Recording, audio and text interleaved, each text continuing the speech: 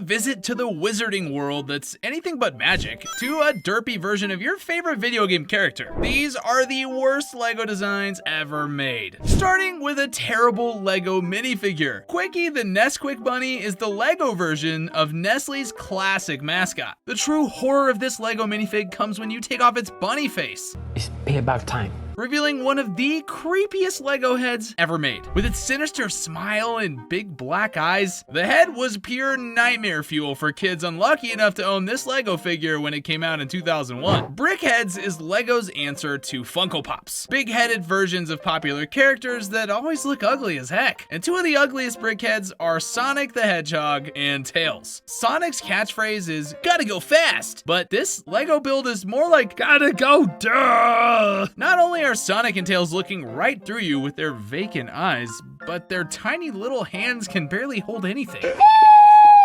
Who at LEGO thought this was a good idea? Tell me, who? Okay, if you were a Toys R Us kid growing up, chances are you remember Geoffrey, the lovable giraffe mascot from all the old commercials. Come on. This Toys R Us inspired LEGO set, Geoffrey and Friends wants you to forget that adorable mascot and instead say hello to a monster. LEGO Geoffrey looks so angry, it's like the two minifigs that come in the set owe him money or something. Not only is he wearing a permanent scowl, but Geoffrey's rocking some giant chompers.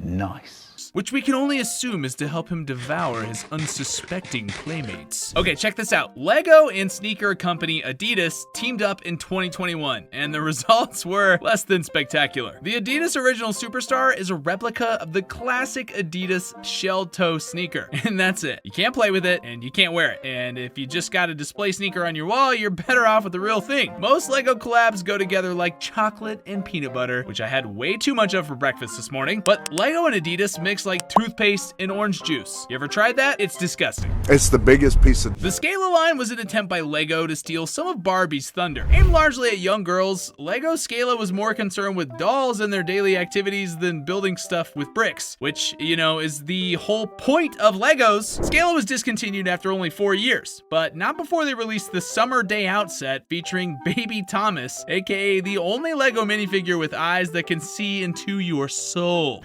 We tired of playing with you. Any kid unlucky enough to get Thomas under their Christmas tree was no doubt afraid to go to sleep for fear that the little plastic demon would follow them into their nightmares. LEGO Friends, no, not those friends, was a line of LEGO sets once again designed to appeal mostly to girls. Newsflash LEGO, boys, girls, and everything in between enjoy regular plain old Legos just as they are. The Friends Donut Shop is an oddball of a LEGO set. The LEGO donuts that come with the shop are massive, almost half the size of the two minifigures that come in the set. Sure, donuts are delicious, but a donut the size of a pizza, that's a bit much. This LEGO set also comes with a random pair of cherries and a scooter because, you know, nothing says donut shop like plastic fruit and a Vespa. You know, it doesn't take a wizard to figure out what's wrong with 2002's LEGO Harry Potter. This is the Aragog in the Dark Forest set. For one thing, the Dark Forest is like one tree and some spider webs. And secondly, in an example of sheer laziness on LEGO's part, the set features white 1x1 tiles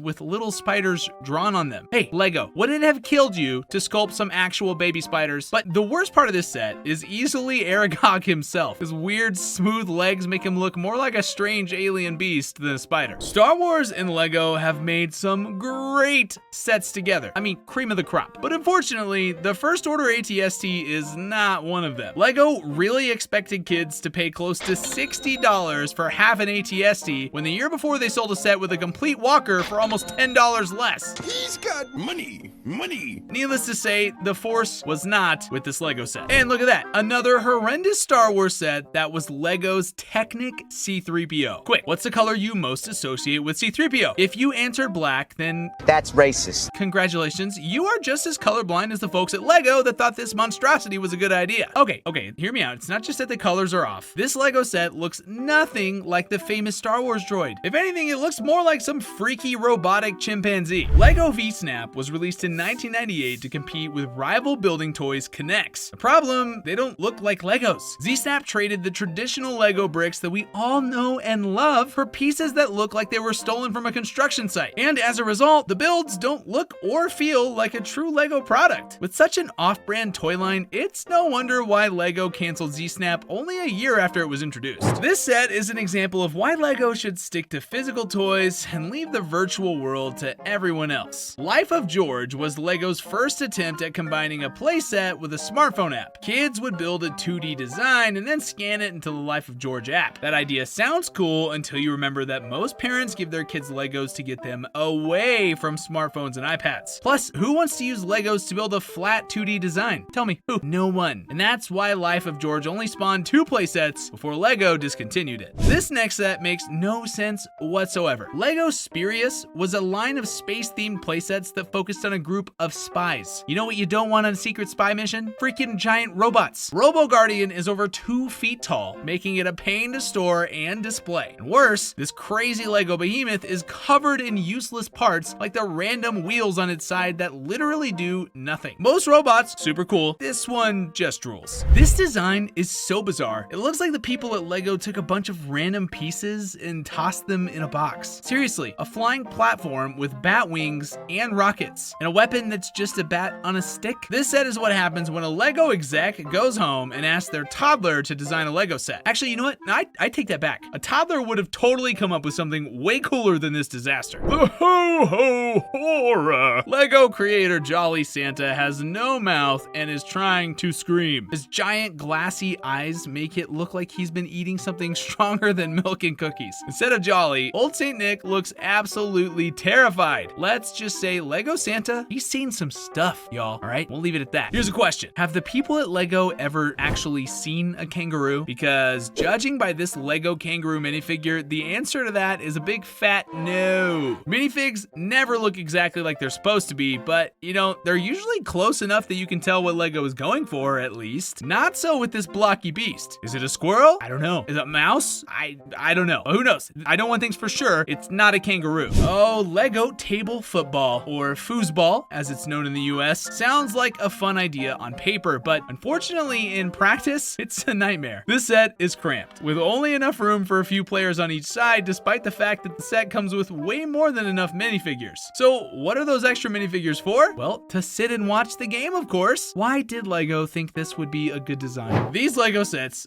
are just hideous. The Ultrabuild line of Legos aren't really Legos, and they're not really action figures. Instead, they're kind of a hybrid Frankenstein of Lego and action figure that's like somehow worse than either by itself. With pieces that can't be swapped out and sharp angles everywhere, the Ultrabuild Legos are about as much fun as playing with a bowl of mashed potatoes and nowhere near as yummy. So these have been the worst Lego designs ever. If you enjoyed seeing all these Lego monstrosities, make sure you like and subscribe. And as always, thanks for watching.